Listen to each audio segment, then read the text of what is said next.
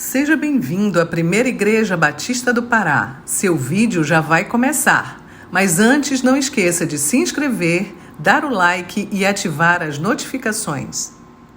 Boa noite novamente, para aqueles que não estavam também, boa noite. Abra aí comigo sua Bíblia, vamos continuar hoje a exposição aqui do primeiro capítulo do livro do profeta Ageu. Então abra lá, capítulo 1. Hoje nós vamos considerar os versículos 12 até o versículo 15. Ageu, capítulo 1, versículo 12 a 15. Depois deixa aí marcado que nós vamos ir e voltar para esse texto. Então, Ageu 1, 12 a 15 diz o seguinte, leio aqui na NAA. Então Zorobabel, filho de Salatiel, e Josué, filho de Josadaque, o sumo sacerdote, e todo o remanescente do povo atenderam a voz do Senhor seu Deus, e as palavras do profeta Ageu, as quais o Senhor seu Deus havia ordenado que ele dissesse. E o povo temeu diante do Senhor. Então Ageu, o enviado do Senhor, falou ao povo, segundo a mensagem do Senhor, dizendo: eu estou com vocês, diz o Senhor. O Senhor despertou o espírito de Zorobabel, filho de Salatiel, governador de Judá, o espírito de Josué, filho de Josadaque, o sumo sacerdote, e o espírito de todo o remanescente do povo.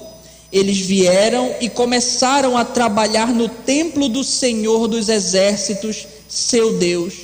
Era o 24º dia do 6º mês do 2º ano do reinado de Dário. Vamos orar mais uma vez ao Senhor. Deus, aqui estamos, ó Pai, diante da Tua palavra. Oramos, Senhor, neste momento para que Tu fale aos nossos corações, ó Deus. Que não seja eu, mas a Tua voz, ó Pai, falando, nos nutrindo, falando aos nossos corações, Senhor. Por isso, nos dirige agora, no nome santo de Jesus que oramos. Amém.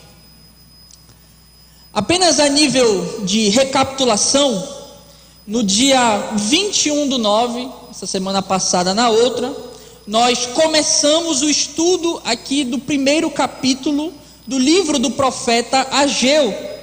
Naquela oportunidade, nós começamos primeiramente observando um pouco do contexto histórico deste profeta.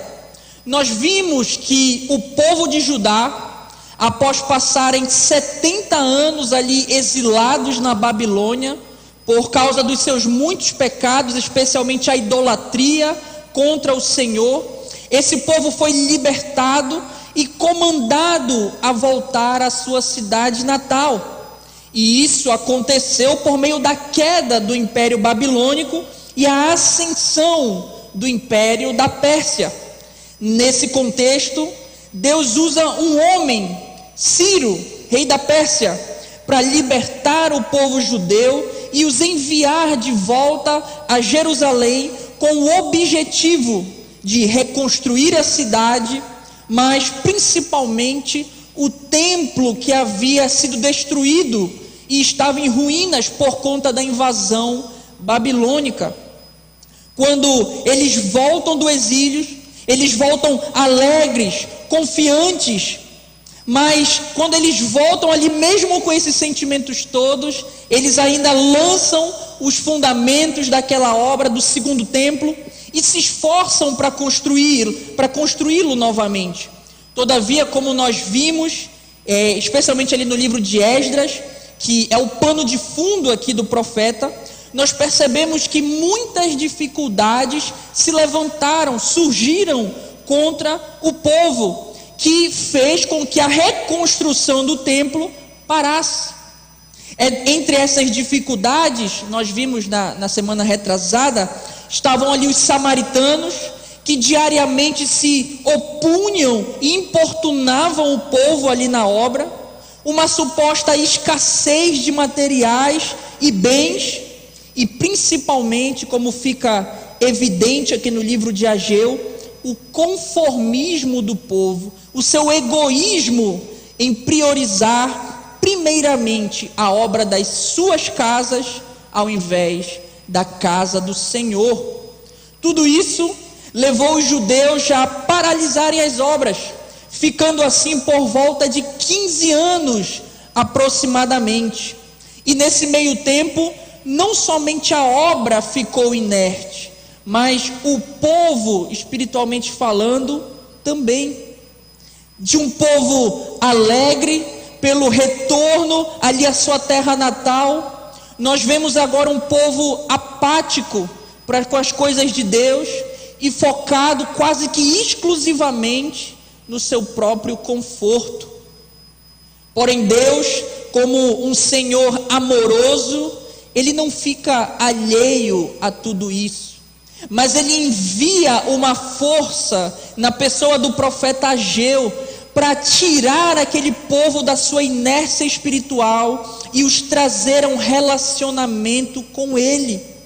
E ao final ali da última pregação, nós chegamos nessa virada de chave, onde o povo ouve a exortação de Deus, é levado a perceber que a crise que estava acontecendo com eles era causada pela sua apatia espiritual e, portanto, que deveriam sair daquele estado e voltarem-se novamente para Deus, começando com a reconstrução do seu templo. Assim sendo, nessa noite, nós veremos a reação do povo às palavras de Deus.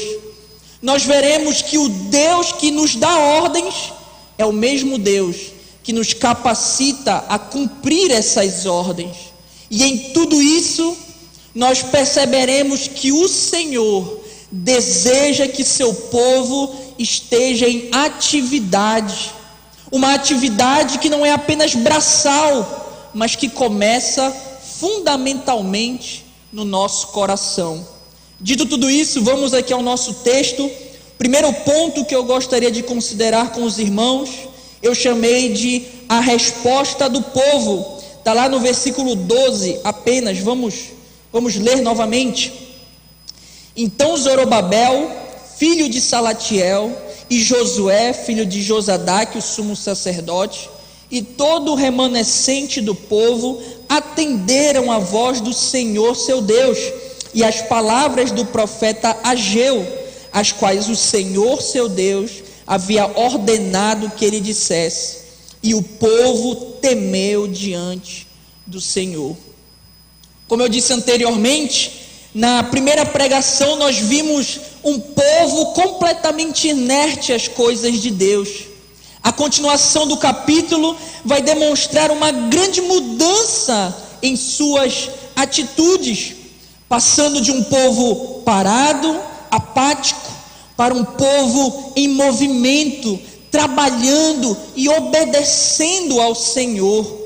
Do versículo 1 ao versículo 11, que foi o que nós consideramos anteriormente, o povo, ele recebe uma exortação de Deus por parte do profeta Ageu, devido às suas decisões de focarem-se na construção das suas próprias casas, a ponto de torná-las, como diz aqui na NAA, casas luxuosas, ou com fino acabamento em algumas outras traduções, lá no versículo 4. Enquanto o templo, a casa do Senhor dos Exércitos, permanecia em ruína, permanecia desolada. Ao mesmo tempo em que eles faziam isso, eles davam desculpas, dizendo que não era chegado ainda o tempo da reconstrução. Após Deus se opor a tudo isso, após ele se opor a essa hipocrisia do povo e as suas desculpas esfarrapadas, ele deixa claro que aquela situação miserável que eles estavam vivendo não era uma coincidência, mas era um ato de disciplina enviado pelo próprio Deus. E diante disso, mais especificamente no versículo 8, ele ordena que o povo saia dessa apatia e vá buscar os materiais e comece a reconstrução do templo, garantindo inclusive o bom resultado daquela obra. O versículo 12, que aqui é o nosso texto, ele marca então esse ponto de virada dentro da narrativa do primeiro capítulo, pois se até então nós vimos o povo de Deus, na verdade vimos Deus exortando o seu povo por meio dos líderes deles, Zorobabel e Josué, que representavam todo aquele povo paralisado, nós vemos a partir de agora uma reação, uma atitude, uma resposta prática dos judeus com relação àquelas palavras duras que eles receberam do Senhor. E isso fica bem claro quando nós lemos aqui no versículo 12 que Zorobabel, Josué e todo o remanescente do povo atenderam a voz do Senhor seu Deus. O verbo aqui traduzido na NAA como atenderam, ele traz o sentido de escutar, prestar atenção e geralmente responder em conformidade àquilo que foi dito. Tanto que algumas traduções, como a NVI, por exemplo, elas já traduzem esse verbo como obedeceram à voz do Senhor. Essa palavra aqui, com esse sentido, ela aparece primeiramente em uma conversa entre Abrão e Sarai. Ainda não tinha sido mudado o nome deles, que na ocasião Sarai oferece a sua concubina Agar para que Abraão tenha filhos com ela e então receba ali uma herança, dê filhos ao patriarca. Olha comigo lá, Gênesis capítulo 16, versículo 2, deixa aí marcado Ageu, e vai lá comigo para Gênesis 16, 2, vamos ver o uso dessa palavra aqui. Gênesis 16, 2 diz: disse Sarai a Abrão: eis que o Senhor tem me impedido de dar à luz a filhos, toma pois a minha serva, e assim me edificarei com filhos por meio dela.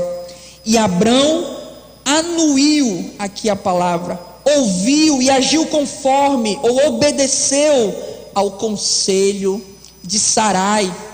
No contexto de Ageu, ouvir e agir conforme, ou simplesmente obedecer à voz do Senhor, estava ligado diretamente com a ordem expressa no versículo 8. Depois você pode voltar um pouco e ver onde Deus manda que o povo vá ao monte, adquira materiais e volte a reconstruir o templo. Note também que aqui no texto é demonstrado uma relação íntima entre a voz do Senhor e as palavras do profeta Ageu. Quando é narrado aqui que o povo obedeceu à ordem de Deus, as duas expressões podem ser e são usadas de maneira sinônima. Aquilo que Ageu diz durante o seu ministério profético é aquilo que o próprio Senhor, o próprio Deus, o Senhor dos exércitos, está querendo dizer, está querendo comunicar ao povo. O profeta, como diz o final do versículo 12, disse apenas o que o seu Deus o tinha mandado dizer. Em outras palavras, quando alguém aceitava ou obedecia a ordem de um profeta enviado por Deus, essa pessoa aceitava e obedecia ao próprio Deus. Todavia, o oposto também é verdade. Se alguém rejeitasse as palavras, ou o profeta que era responsável por levar aquelas palavras, ela estava rejeitando o próprio Senhor. E um exemplo muito claro dessa verdade, especialmente no sentido de que rejeitar o profeta é rejeitar a Deus, pode ser vista no ministério de Zacarias, que foi um profeta contemporâneo a Ageu e que também foi chamado a pregar e a falar ao povo de Judá. Olha comigo aí Zacarias 7, você está em Ageu, passa um capítulo para Zacarias, veja o que Deus diz quando ele lembra o povo a causa do cativeiro babilônico. Zacarias 7, versículos 12 e 13, o Senhor vai lembrar aquele povo disso tudo. Diz: sim, fizeram o seu coração duro como diamante, para que não ouvissem a lei nem as palavras que o Senhor dos exércitos tinha enviado pelo seu Espírito, mediante os profetas que nos precederam. Daí veio a grande ira do Senhor dos exércitos. O 13: visto que eu, Deus, clamei e eles não me ouviram, eles também clamaram e eu não os ouvi, diz o Senhor dos exércitos. Portanto, quando Zorobabel, o governador, Josué, o sumo sacerdote, e todo o povo ouvem e obedecem às ordens que Ageu trouxe, eles estavam obedecendo ao próprio Deus. E é interessante notar que eles possuíam convicção disso. E o final do versículo 12 mostra muito bem isso, ao demonstrar o resultado interno causado por aquelas exortações que o profeta deu ali do versículo 1 até o versículo 11. Olha o que diz o finalzinho do versículo 12: e o povo temeu diante do Senhor. Novamente, o profeta levou e declarou a mensagem, porém o povo teme ao Senhor, aquele que enviou a mensagem, que enviou o profeta, inclusive. A palavra traduzida aqui por temer não tem como objetivo primário indicar um sentimento de medo, de pavor, mas deseja trazer a ideia de reverência, de um alto grau de respeito para com alguém. E quando essa palavra é usada nesse sentido, normalmente, quase sempre, ela está relacionada ao temor, à reverência para com Deus. Aqui no contexto, quando o povo se vê diante de Yahvé, o Deus da aliança, e ouve a sua voz, ouve a sua ordem, por meio da pessoa e da mensagem do profeta, eles não obedecem simplesmente porque têm medo de Deus, mas sim por reverenciá-lo, por considerá-lo digno, superior e maior do que todas as coisas. Enquanto a falta de temor diante do Senhor havia levado o povo ao cativeiro, como nós vimos lá em Zacarias, e depois desviou esse povo da obra do Senhor, como vemos aqui em Ageu, o temor os fez voltar para Deus e priorizar a obra dele. Por isso, meus irmãos, é impossível ouvir a Deus sem temê-lo. E é impossível temer a Deus sem obedecer-lhe. E isso traz algumas aplicações importantes para cada um de nós. Primeira delas, Deus falou e continua a falar com o seu povo. Desde o início de tudo, nós vemos e nós aprendemos pela Bíblia que Deus é um Deus que fala. Se você for, por exemplo, para Gênesis 1, você vai ver que Deus está criando tudo o que existe por meio da sua fala. Nada existia, mas quando Deus falou, tudo passou a existir. Com o avanço da história, Deus continuou a falar, mas de modos diferentes, porque Ele é um Deus que revela a si mesmo falando aos homens. Ou como você pode ler comigo em Hebreus, capítulo 1, versículo 1 e 2. Hebreus, capítulo 1, versículos 1 e 2, que vai dizer: antigamente, Deus falou muitas vezes e de muitas maneiras aos pais pelos profetas, mas nesses últimos dias nos falou pelo Filho Jesus, a quem constituiu o herdeiro de todas as coisas, também fez o universo. Hoje ainda, Deus continua a falar conosco. Não como no passado, no sentido de que Deus não está mais produzindo novas escrituras investidas de autoridade, isentas de erro, porque a revelação que Ele desejou dar ao homem já está completa, fechada nos 66 livros inspirados da Bíblia.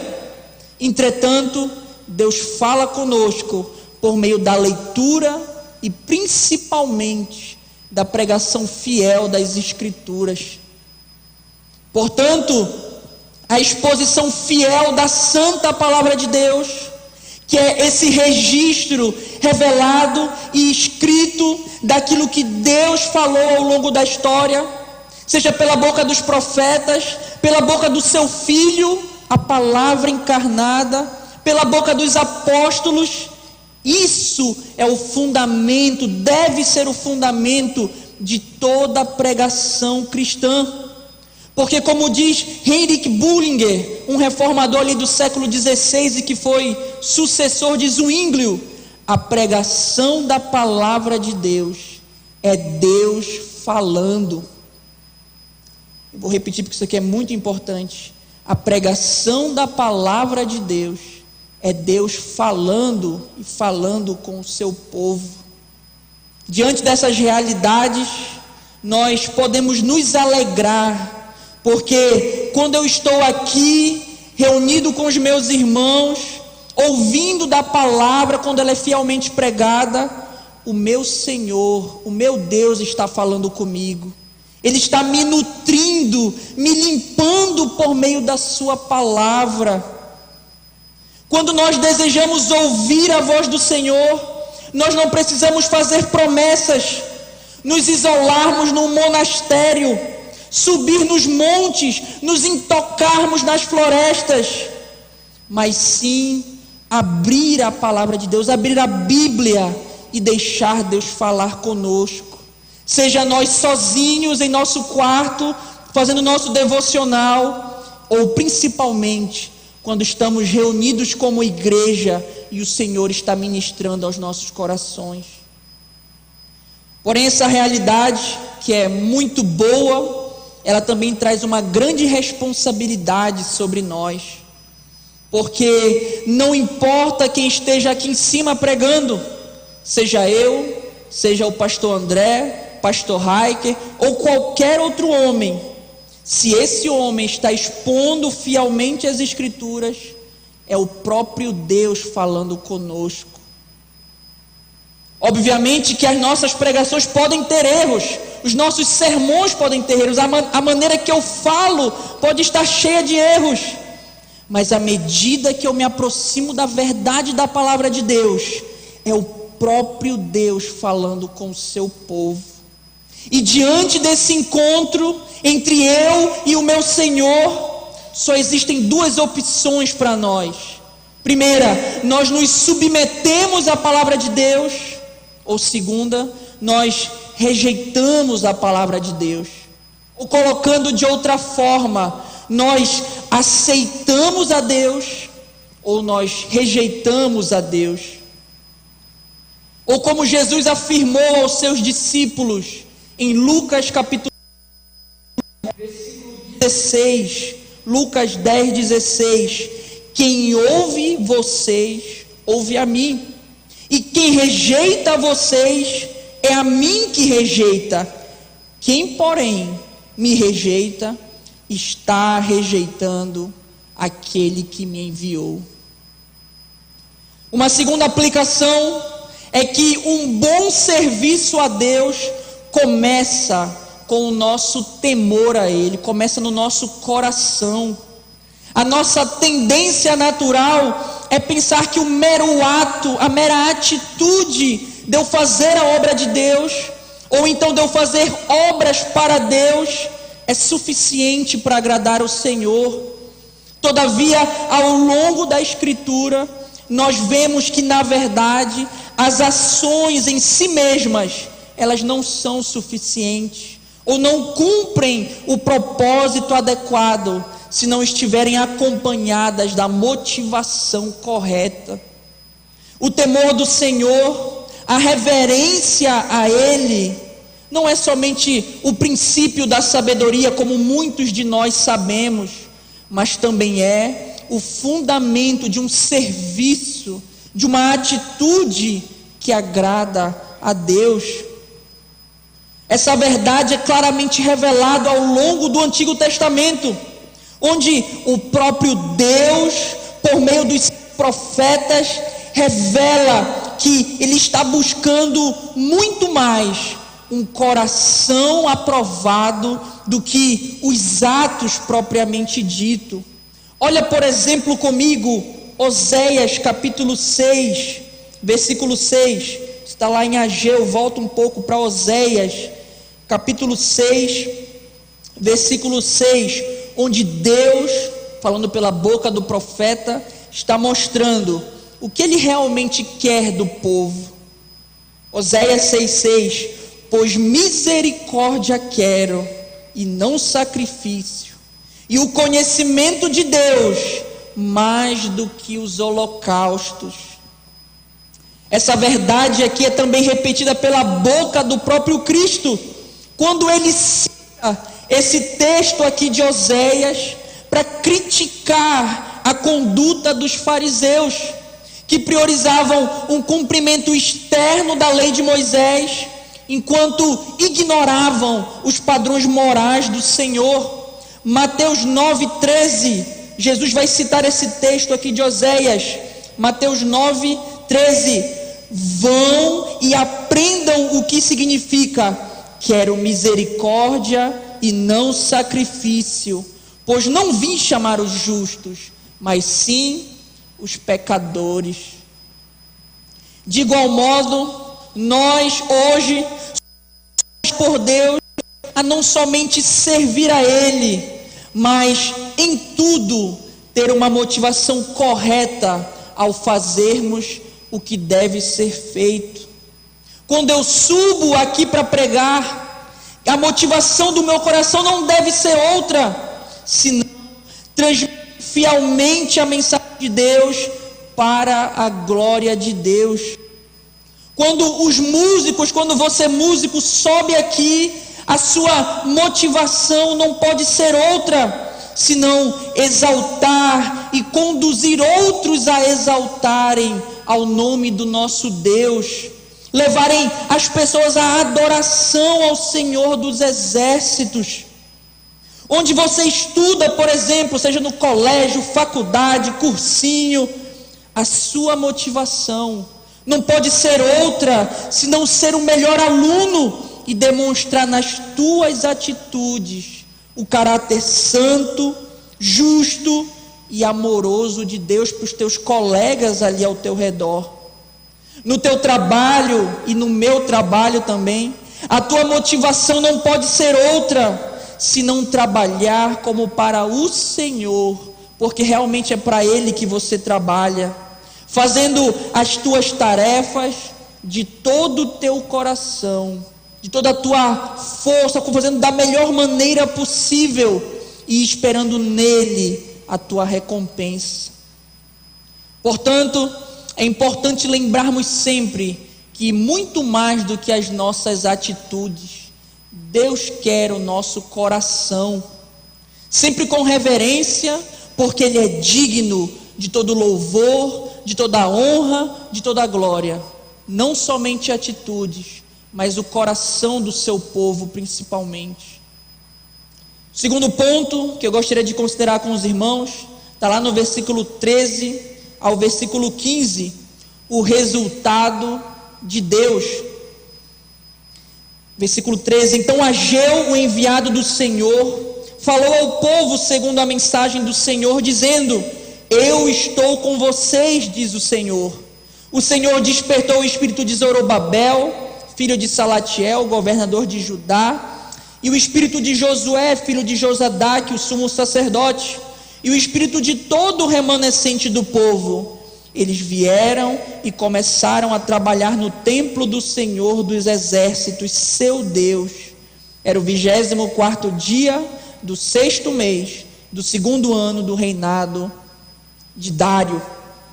Na continuação do texto, nós vemos uma mudança de cena, passando da resposta do povo e a obediência ali dos seus líderes para o profeta e o Deus que envia o profeta. No início do versículo 13, portanto, nós vemos que Deus, por meio do seu enviado, novamente traz uma mensagem. Depois de 23 dias após a primeira mensagem, e você consegue chegar nesse resultado comparando o versículo 1 e o versículo 15, o Senhor volta a se revelar, mas agora quem recebe a mensagem não é apenas Zorobabel e Josué como representantes e líderes do povo, mas sim todo o povo agora vai ouvir a voz do Senhor. Essa mensagem também é distinta quanto ao seu conteúdo em relação à primeira, porque enquanto a primeira tinha um teor mais exortativo e buscava expor a hipocrisia do povo, a segunda aqui visa trazer segurança, animar mais ainda aqueles homens e mulheres em direção ao cumprimento do seu trabalho. Que maravilha, meus irmãos, deve ter sido ouvir da boca do enviado do Senhor, trazendo exatamente a mensagem do Senhor, que o Deus da aliança, Yahvé, estava com eles.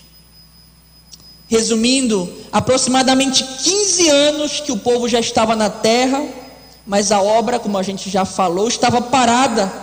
Nesse período, todos cuidavam de embelezar as suas próprias casas, enquanto a casa do Senhor permanecia de lado, jogada às traças. Tão logo, porém, quando a voz de Deus soou no ouvido do povo por meio do profeta Ageu, o povo demonstrou arrependimento. Alguns dias depois, 23 dias para ser mais específico, Deus os restaurou e os confortou, como vemos aqui, com a sua presença. Que Deus maravilhoso! Um Deus que, apesar das nossas faltas, está ali como Deus da aliança, prometendo estar conosco. Não somente isso, mas como nós vemos no versículo 14, Deus também, por meio da sua palavra, capacita o povo a obedecer a ordem que ele havia dado. Vai dizer o versículo 14 que o próprio Senhor despertou o espírito de Zorobabel, de Josué e de todo o povo. Essa expressão, despertou o espírito, significa basicamente que Deus deu ânimo a eles, Deus os fortaleceu, os moveu, deu energia aos líderes e ao povo para que eles realizassem o trabalho da reconstrução do templo. Algo interessante a ser notado é que essa ação de Deus, ela não é exclusiva aqui, não é a primeira vez que aparece no contexto de Ageu e daquelas pessoas. Mas olha comigo, Esdras capítulo 1, nós vamos ver que Deus já havia feito algo semelhante a isso. Esdras capítulo 1, versículos 1 e 2. No primeiro ano do reinado de Ciro, rei da Pérsia, para que se cumprisse a palavra do Senhor por meio da boca de Jeremias, o Senhor despertou o espírito de Ciro, rei da Pérsia, que ordenou que se proclamasse em todo o seu reino e que se pusesse por escrito o seguinte: assim diz Ciro, rei da Pérsia, o Senhor, Deus dos céus, me deu todos os reinos da terra e me encarregou de lhe edificar um templo em Jerusalém que fica em Judá. Assim como antes Deus havia despertado o espírito de Ciro para libertar os cativos e os enviar na missão de reconstruir o templo, ele moveu também o coração dos judeus para que essa obra, essa grande obra, se cumprisse. E isso não só nos mostra que não há coração duro demais para o Senhor mover e usar para a sua glória, seja ele judeu ou gentil. Não há coração duro o suficiente que o Senhor não possa mudar, transformar, despertar o espírito, como vemos aqui. E o resultado desse mover é registrado aí no final do versículo 14. Eles vieram e começaram a trabalhar no templo do Senhor dos Exércitos, seu Deus. O povo que estava inerte espiritualmente, afastado de Deus, após ouvir a voz do Senhor pela instrumentalidade de Ageu, é impulsionado a trabalhar. Deus não somente provê a força necessária para tirar aquele povo da apatia, como Ele mesmo exerce essa força, começando no coração de cada uma daquelas pessoas. E isso nos traz importantes aplicações também. Por exemplo, a primeira aplicação, Deus capacita os que Ele chama. Como nós vimos aqui no texto, Deus dá uma ordem ao povo: vão e reconstruam o templo. Porém, o mesmo Deus que dá essa ordem é o Deus que os capacitou a cumprirem a ordem. Ou como está escrito, despertou o espírito deles. Igualmente nós, servos do Senhor, nós podemos nos alegrar nessa verdade, de que aquilo que o Senhor nos chama a fazer, Ele mesmo nos capacitará a cumprir. Obviamente que isso aqui não anula a minha responsabilidade em me esforçar, em me preparar, em buscar capacitação e etc. Mas em tudo isso, eu posso descansar na dependência do Senhor. No contexto de Ageu, Deus havia dado a ordem, havia garantido o bom resultado da ordem, lá no versículo 8, garantiu que estaria com o povo ao longo do processo e ainda os tinha capacitado para tudo isso.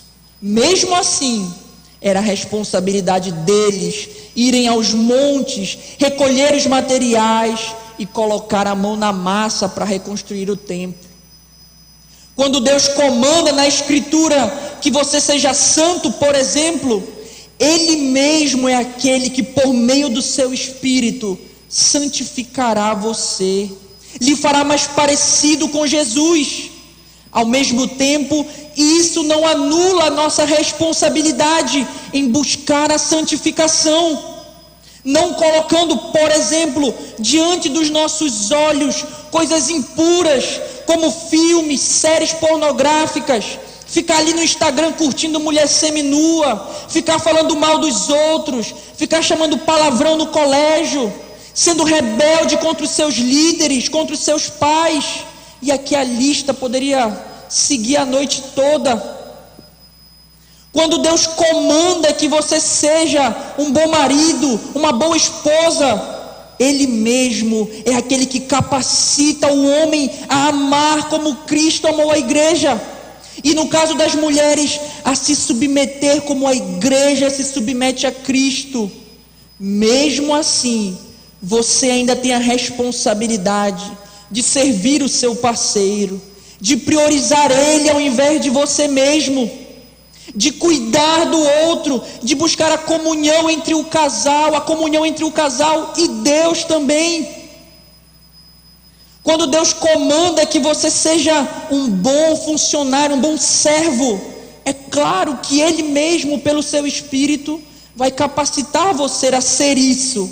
Mas ainda assim, diante de você está a responsabilidade de não servir visando apenas o lucro, de não trabalhar apenas quando o seu chefe está vendo, não murmurar quando as coisas no trabalho estão difíceis, fazer tudo de todo o seu coração, fazer o melhor independente do serviço que esteja sendo feito e focar em tudo isso, em demonstrar o caráter justo e santo de Deus. Em resumo, o Deus que chama é o Deus que capacita e garante que a ordem será cumprida. E nisso tudo, a nossa responsabilidade não é anulada. Portanto, que nós sejamos obedientes e tenhamos zelo no cumprimento dos nossos deveres, como bons servos que somos do Senhor. Uma segunda aplicação é que aqueles que temem ao Senhor podem ter a segurança que Deus está com eles. Quando nós falamos ainda há pouco sobre o temor do Senhor, ou sobre a reverência a Ele, nós não estamos falando apenas de um mero sentimento, uma mera apreciação filosófica ou entendimento intelectual de quem Deus é, mas o temor do Senhor, ele surge do íntimo de um coração transformado e é expresso em atitudes práticas de submissão e obediência a Deus. Afinal, a Bíblia ensina que o temor do Senhor consiste em odiar o mal, Provérbios 8:13. E o mal aqui descrito não é aquilo que eu acho mal, não é aquilo que eu não gosto, mas sim o que o Senhor, o único padrão, declara na sua palavra que é mal, que não deve ser feito. Em outras palavras, é impossível verdadeiramente temer a Deus e não reconhecê-lo como Senhor e Salvador da sua vida, e viver de uma maneira coerente a isso, obviamente. E dito isso, surgem aqui dois grupos de pessoas, e nós só poderemos estar inseridos em um desses dois grupos.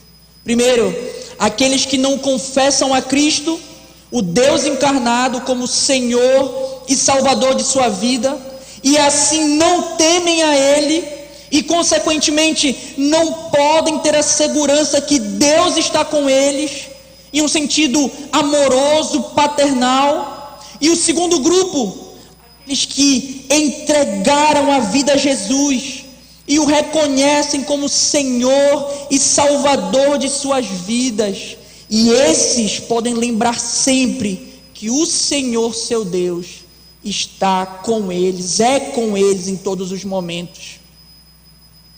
Ao primeiro grupo, tudo o que foi dito aqui nessa noite deve servir de alerta e de um chamado ao seu arrependimento.